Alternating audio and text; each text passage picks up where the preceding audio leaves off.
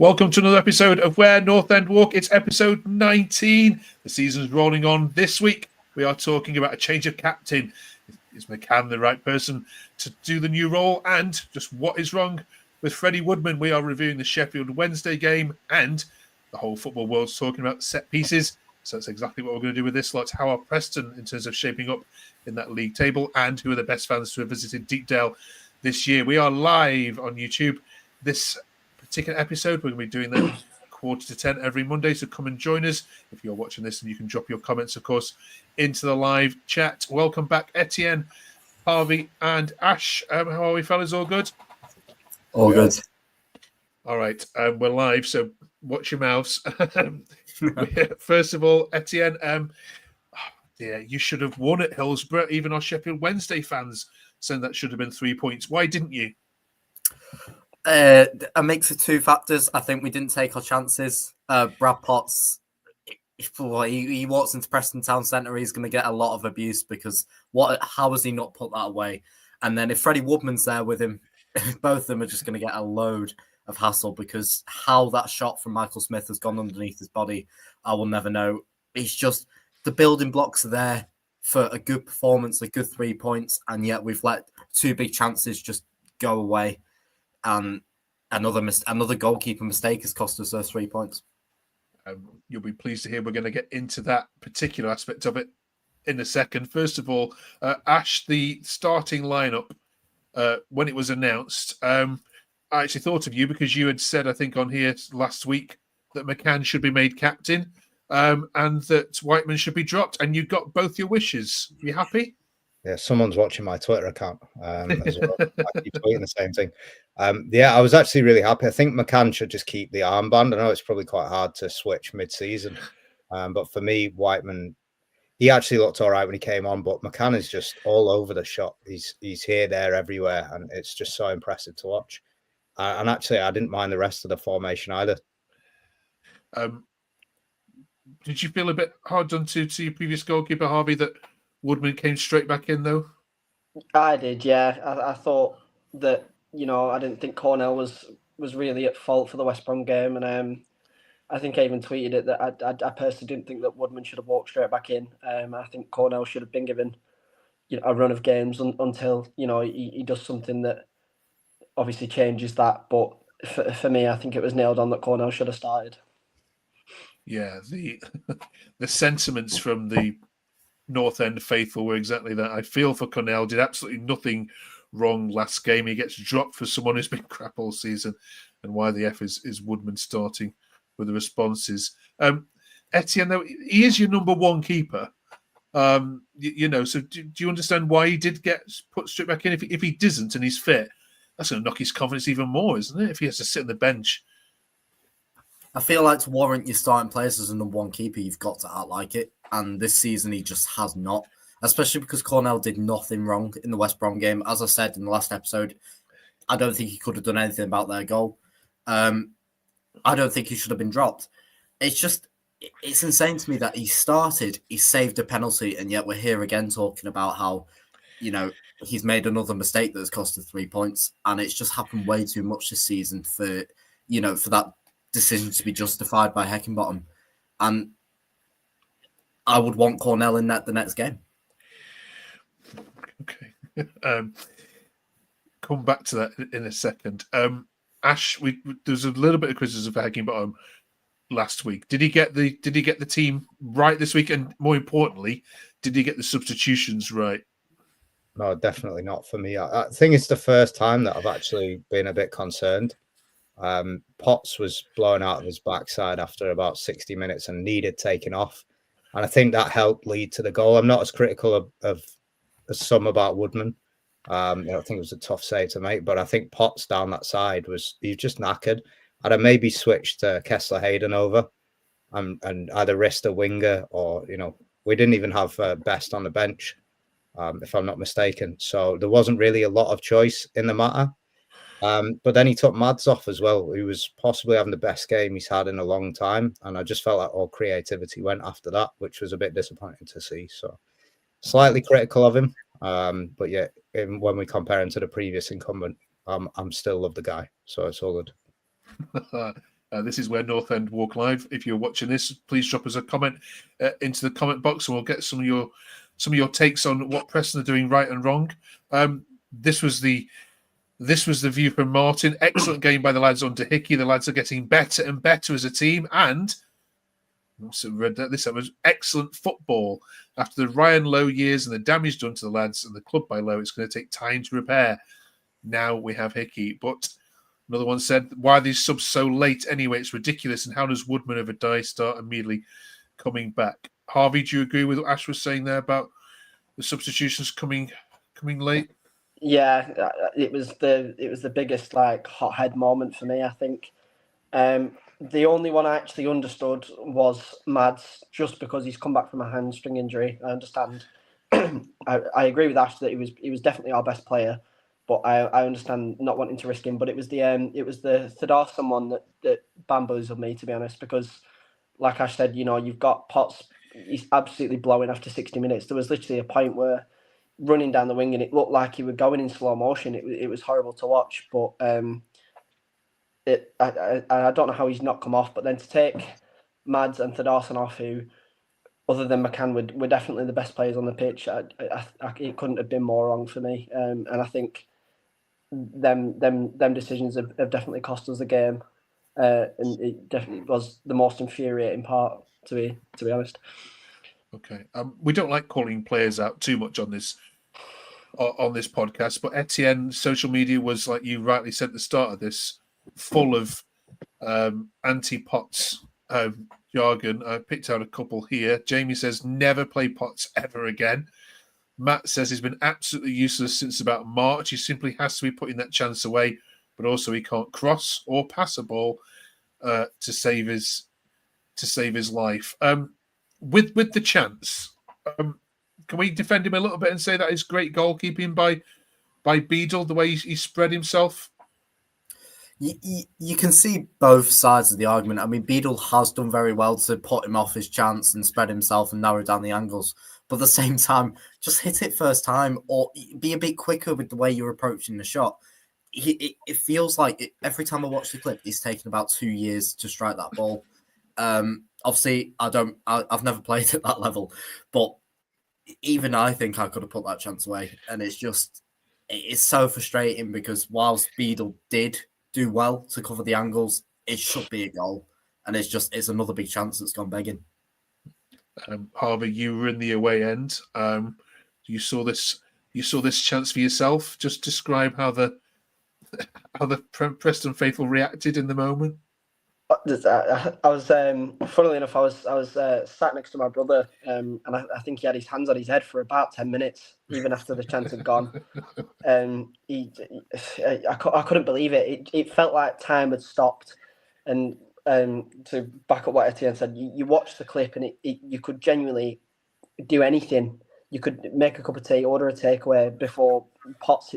Potts has all the time in the world to just at least get it on target, and it's so far wide. It's definitely the worst miss I've seen all season, and it's a chance that goes begging, and if it's a goal, it's probably 3 points.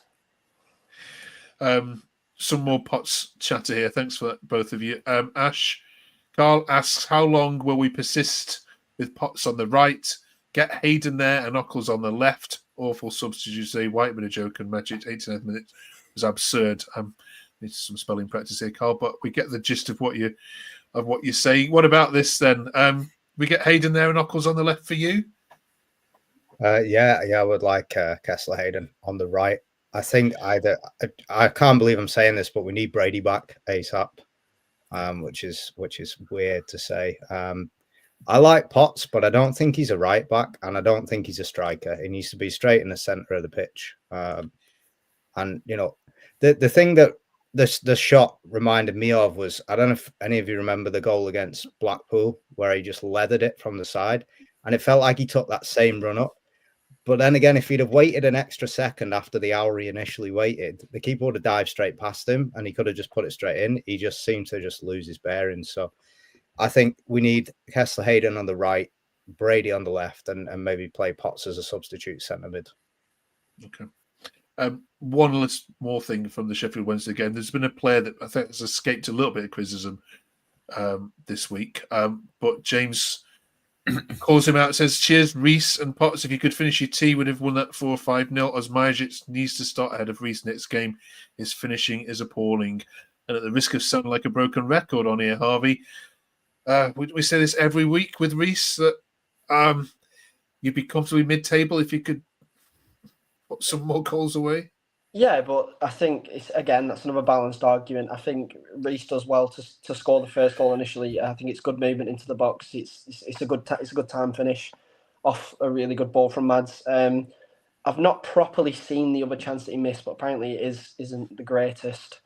But it does back up the tweet from earlier. I do think it's a bit of a joke bringing on a substitute striker that late on into the game when you're at 1-1.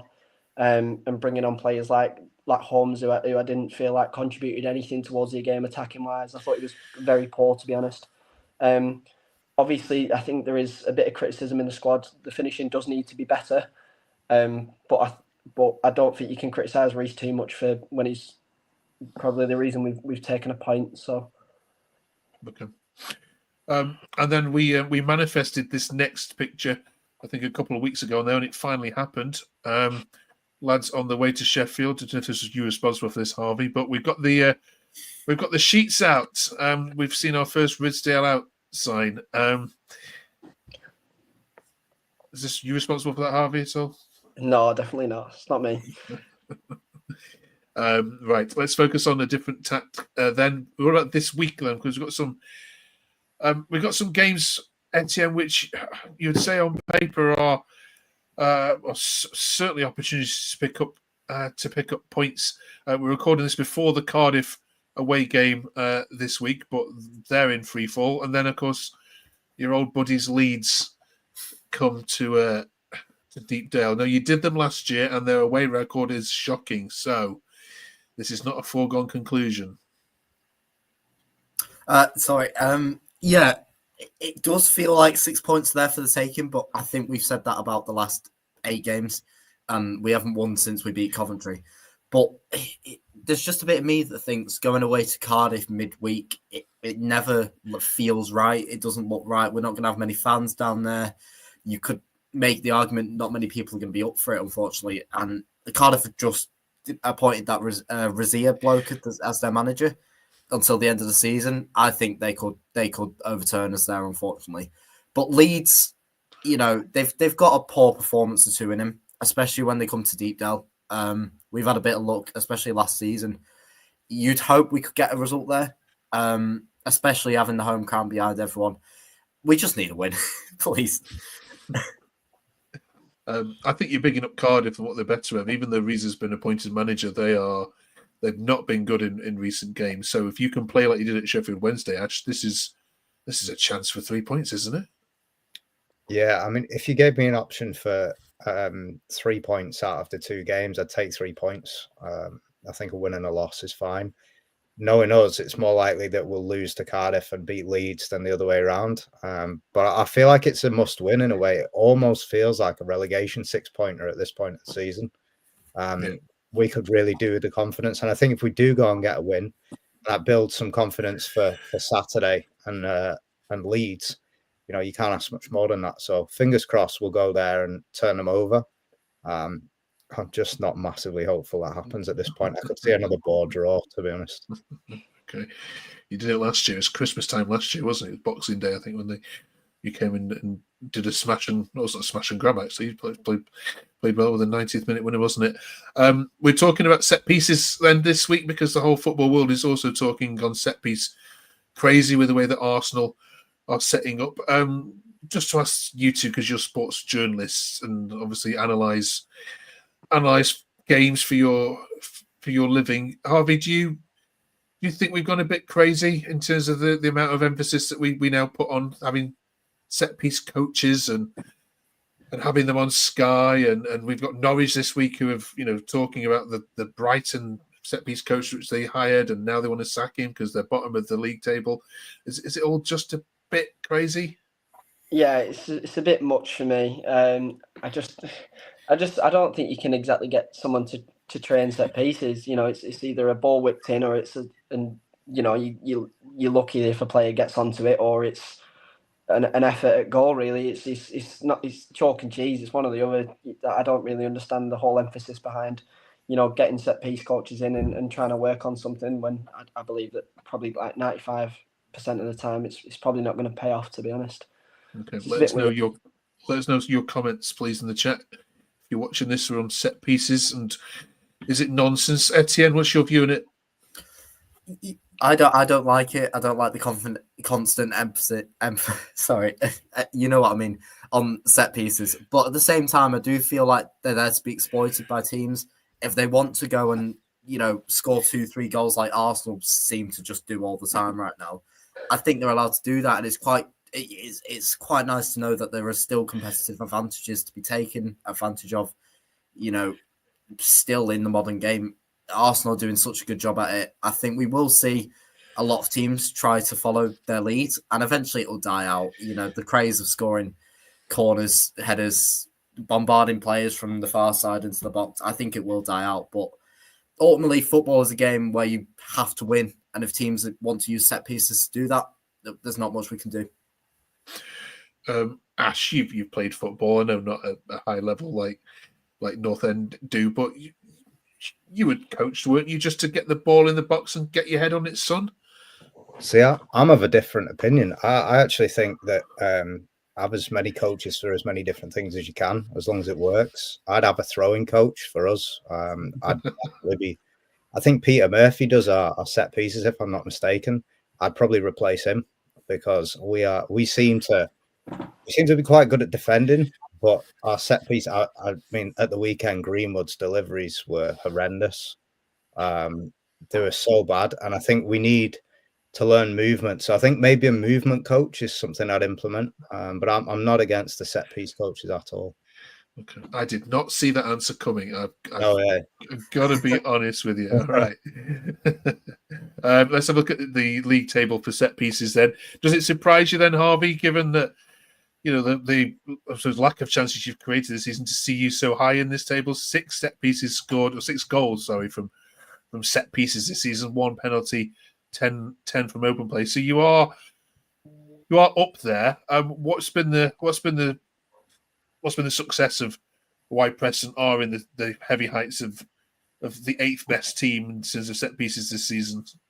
It's Sam Greenwood. It's plain and simple, really. I think Sam Greenwood on set pieces is it's one of his many good traits. I'm not too sure we've actually scored a goal from a set piece that's been crossed in and then taken advantage of. I think they are all direct free kicks. I'm pretty sure. I might be wrong on that. But it does mainly come from him. I think set pieces is definitely Sam Greenwood's main exception. I think he delivers them perfectly 9 times out of 10. Okay. We're going to ask this lot at the end of the video. Who is the best ever dead ball specialist for Preston North End? So get your thinking caps on for that. And if you're watching this live, you can drop us a comment in a second. We'll read them out. Etienne, we're also talking this week about the fans, and we're doing a bit of goodwill. So who are the best fans that have visited Deepdale this season? Because we're giving a bit of a shout out. This season? Yeah, we know. Not many, we know. I honestly couldn't tell you. I haven't really been impressed by anybody this season. You could give a shout out to Sunderland, maybe coming down in midweek and bring in an amazing set of fans like they always do, being loud, being vocal. But I think they kind of got flat towards the end. Arsenal weren't impressive. They filled out the stand and were just quiet. I couldn't really give my flowers to anyone this year. Oh, okay. Ash? Sunderland for me, definitely. It was a really boring game, and it was still quite loud. And to be honest, every season they seem to be really good. So I'll be picking them. Okay, Harvey. I wasn't on the Sunderland game, so my choices is very, very, very dire. So from the ones I've been at Deepdale to, I'd probably have to say Coventry. There wasn't a lot of them, but I think they were still bounced around and having a fairly decent time considering they were 1-0 down. So my flowers go to them. Okay, all right. Decent shouts, all of you. Thank you very much. Nearly there then for this episode. Before we let you leave, we want the name of the best ever free kick taker, corner taker, penalty taker that you've ever seen in a Preston North End shirt. And again, drop it in the comments section below. Harvey?